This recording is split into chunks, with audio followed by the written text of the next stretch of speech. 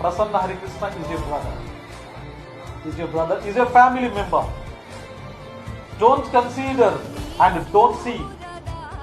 ఒక పార్టీ కోణంలో నన్ను చూడదు, ఒక వ్యక్తిగా మాత్రమే నన్ను చూడండి దయచేసి. నేను ఎట్లా ఉంటా, ఏం చేస్తా అనేది అన్ని పక్కన పెట్టాను.